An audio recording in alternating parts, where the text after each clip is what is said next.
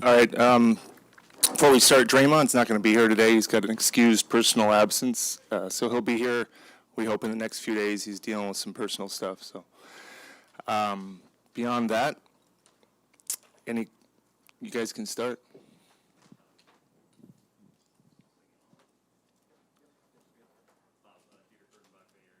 Oh, go ahead. I can hear you, but I don't think it's on. Yeah. Sorry, I can hear you. This is great television. Yeah. What is Andrew Wiggins' vaccination status, and do you expect him to be able to practice once the new rules come into effect? Yeah, in regards to any specific individual's vaccination status, I'm not going to comment on that. It's personal, it's private. What I would say is that I'm optimistic come the first game here at Chase, we'll have a full complement of team as far as who's healthy and who isn't, and I'll just leave that at that.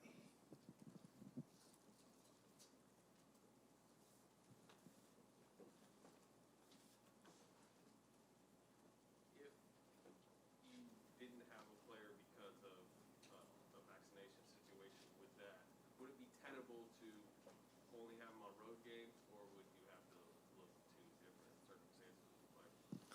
Yeah, as far as hypotheticals, obviously the pandemic has provided a ton of them, and I've realized the best thing to do is deal with things as they come. So I'll stick with what I said to Dieter as far as my expectation and hope is that come our first game, we're all here, and we don't have to answer those kind of questions or deal with it.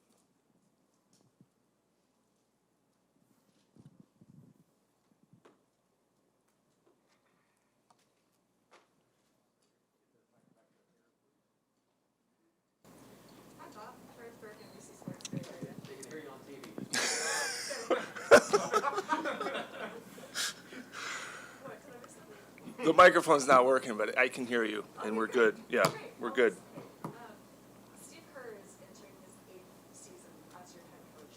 What do you think about Steve's evolution as a leader? How do you make sure players keep listening to him? And I mentioned that because he says a few times players just hear the wah, wah, wah after a while. Yeah. How do you make sure the coaching staff and Steve has that connection before you guys continue to grow together? Yeah, Steve I think I'm correct, maybe the third longest tenured coach after Pop and Spoelstra. So I don't know what that says about the coaching profession, because you'd think 7-8 years is not that long, but in our industry it seems to be. But I could speak on Steve's strengths for quite a long time. But what my favorite part, Kareth, and what I think his best skill is his leadership skills. And I think that comes from his life. I mean, his life experiences, what he's gone through personally, failures, successes, tragedy, 8 rings, all of those things make him somebody worth listening to. But I think my favorite part about Steve, and I think why people do listen to him, whether it's our players, obviously our fans, or anybody, is that he doesn't make it about him. And that's pretty rare, I think, in this day and age. He makes it about the team. And I think that's what players want to see, and I think they know that too. So, Steve's not chasing his first championship as a coach or a player. So he's doing it for them, and he's really good at it. And I've seen him grow. He started off as without any experience, and I think he's seen quite a bit now. Obviously, coaching in 5 finals, we had those teams. We had one of the worst teams a couple years ago. And now he's kind of navigated and seen all different sides of the NBA, and I think that type of experience just makes you better, and I think he would agree with that. But again, in this profession, you do see each other all the time. So my favorite part of Steve, selfishly, is just who he is, separate from basketball. That's my life. But from the standpoint of our fans and our team and our players, I think it's all the skills he's built up over his career, and they're pretty remarkable. Hey, Bob. Anthony Flores with NBC Bay Area. With the uncertainty surrounding Andrew Wiggins being available to play in this building, how do you prepare the team with the possibility of not having one of your starters be available for half the games of your season? Yeah, I don't get to that level, Anthony, because like I said previously, my belief, my thoughts are that we'll have the full team, and so not really preparing for anything different right now. Again, learning, sitting at this chair, I don't know what, 2020, February, not knowing if we were going to play a game before fans and whether we're going to have music. And last year, I don't think the hypothetical stuff doesn't serve me. I get why you got to ask. I get why people have to wonder, but we got to deal in reality now, and that's what we're doing each day. And like I said, I'm confident we'll have a full team. Hey, Bob. Colin Ward Henninger, CBS Sports. You've stated in the past that your goal is to contend for a championship while also building for the future. How do you think this offseason's moves kind of helped you do that?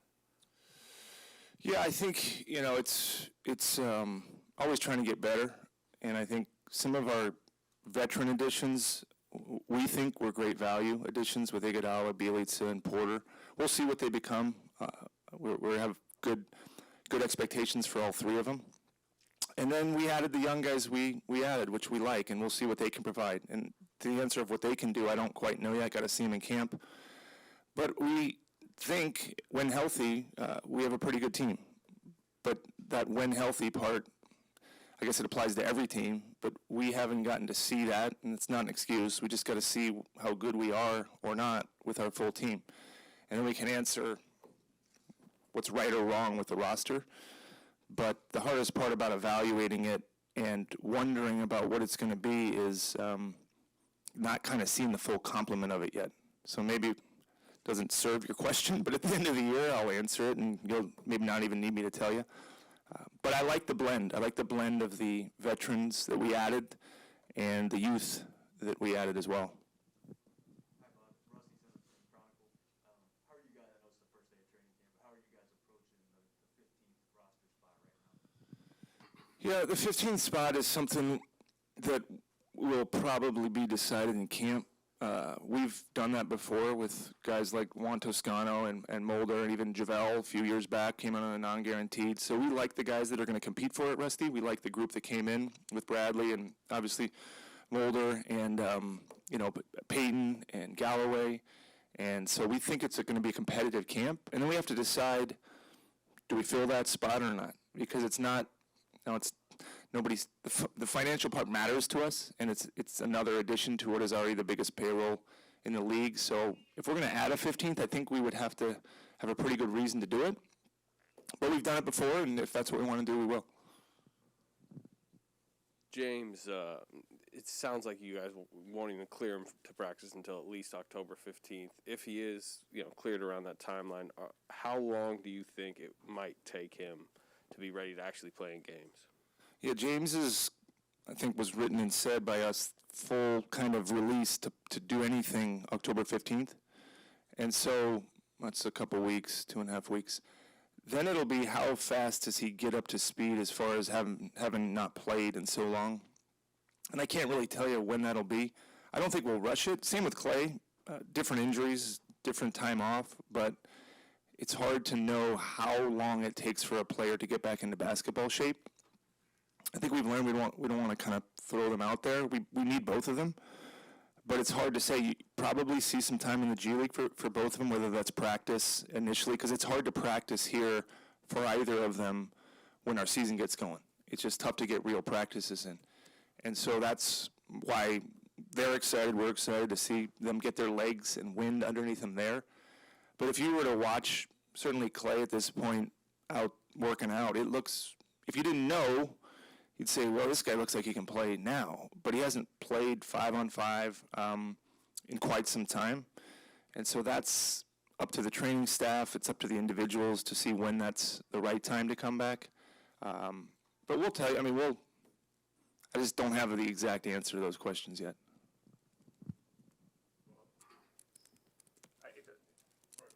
Honey Pool, NBC Sports Bay Area. Your reaction to the Draymond KD interview? I mean, I know that there had to be some reaction, and wondering what it was and whether that's going to address the with Draymond. Yeah, I haven't seen it, but I certainly can't live and not hear about it. So I don't have all that stuff, and I just don't watch a lot of things, but heard about it for sure. It didn't really bother me, to be honest. I've had great history with Draymond. I got a great relationship with him, and I look at Kevin and Draymond, for that matter, as two unbelievable players. I really like both the guys. Love talking to them, being around them. They helped our team, our organization, Draymond 3, Kevin 2 championships. So it's going to take a lot more than that for me to really be bothered by it. So no, I don't view it as much from my side. And like you said, knowing Draymond, I've seen all kinds of different levels, and I love the guy. I really do. And same for Kevin. So I'm happy that they're buddies. That's all I care about. Bob, over the weekend, Steph relayed a conversation that he had with you, asking about Ben Simmons' conversations. I like to be slightly without trying to get you fined in any way here, unless you want to. I'd prefer not. I'm not that rich. The sense that you are always monitoring, you're always having conversations. Does that mean you are in any way engaged in trade discussions right now, or would you rule that out, like just in the immediate right now? Yeah, so thanks for not teeing it up in a too difficult way.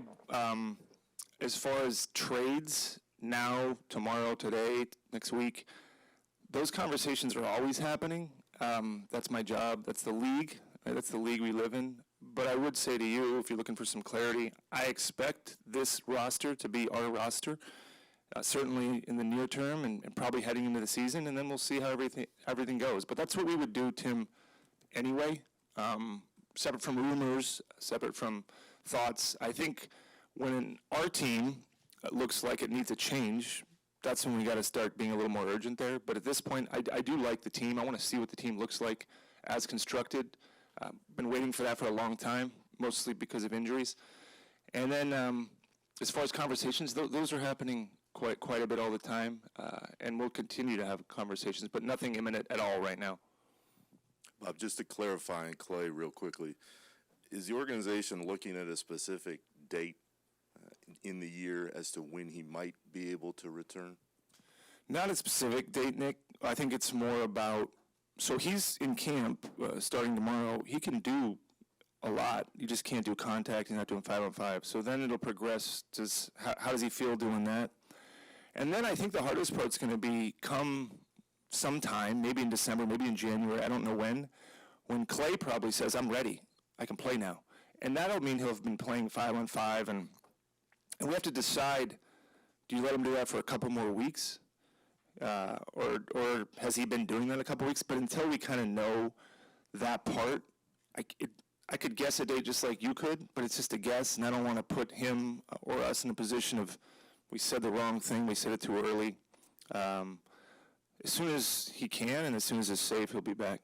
And you touched on this a little bit after the draft, but having now built the rest of the roster, you know that you got to see how the rookies play and how they produce over the course of the season. But you built championship teams before.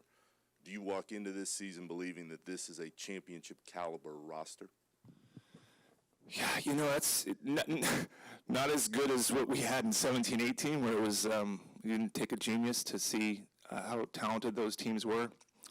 But watching our guys the last couple of weeks, there's a good feeling about it. I like our depth more than we have had the last few years. I'm counting not 19, but 19, 20, 20, 21. Clearly, I think we have a more talented roster. And I guess if you look at a team, which any general manager does, healthy, yeah, I think we can compete with all these other teams. It doesn't mean we'll beat them, but I don't, in my role, or any, I think, person that does what I do, sometimes, if you're being honest, you say this roster can't beat that roster. If you're being honest, or maybe you all say that. I don't think this roster, I don't look around the league and say, look, we can't compete with that team. But if we're not healthy, I would say we have to be healthy. We are not so great that we can just have our best players out and still beat some of these really good teams in the West and the East. So, Nick, we got to see what that looks like. And that doesn't just mean the day Clay comes back. That probably means February, March, April, some games under his belt, James is back. Now what are we? And but I like the roster. I'm hopeful that with healthy we can compete with some of these really good teams. Bob, don't think you've been asked about Kuminga and Moody since Summer League or what you've seen here just in the workouts. What's your, you don't know until you see them in games, but do you have further impressions of Kuminga and Moody, how they fit, where the positions might be, what the timeline might be? Yeah, you saw Summer League. I went to Summer League. That's probably our best indication of watching them play. But since then, they've been in here, Tim. They've been working. The thing I'll say I like the most about both of those guys is their approach. They're young. They're super young. One's 18, one's 19. They look like and act like they want to be good. And I don't take that for granted. I mean, a lot of these players, when you draft them, you don't really know if they're going to work, or how they're going to prepare, especially this young, because you've only seen them for a little bit. I see Andre grabbing Moody, Kuminga. They're had conversations with Draymond. Steph's been around. Clay, certainly.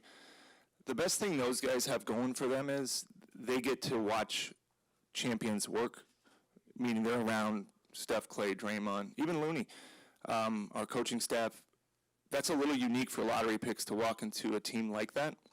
The hard part for them is going to be opportunity, because they're not going to automatically get thrown out there. They're playing behind some pretty good players. But my favorite part, Tim, is that they seem like they have the right approach, which I always worry about. You never know. You draft it, you don't know how they're going to prepare. So my favorite part is kind of their mental part right now. And we'll see what they can do on the court if they get a chance.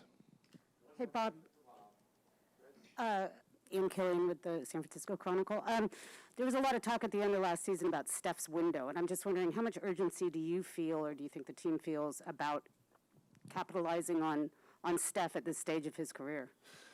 Yeah, and I mean, when you get a guy like that, you feel urgency really all the time. I mean, I felt urgency when I got the job, and you look at him as a player, as a guy, and you say, we got to give this guy a chance and surround him with as much talent as we can. And luckily, we were able to do that for hopefully a good chunk of his career. And we're gonna try to keep doing it. That's not going to change. I mean, he had one of his best seasons last year. I don't necessarily personally prescribe that he's tailing off, or he's only got a couple more years. I think he's got more than that. And especially if you all got to watch him in our facility, he's probably one of the hardest, if not the hardest working guys on the team. And mentally, he's never been sharper. So everybody throws out Tom Brady, and you can kind of laugh at that, but athletes are playing a lot longer and a lot more effectively for many reasons. So as much as we want to do it this year, if it doesn't happen this year, it doesn't mean it can't the next year or the year after that. But we owe it to him, and I'll say that on the record. We really want to give him the best, and not just him, all these players. I mean, there's other players on the team too, and we want to give them a chance to win.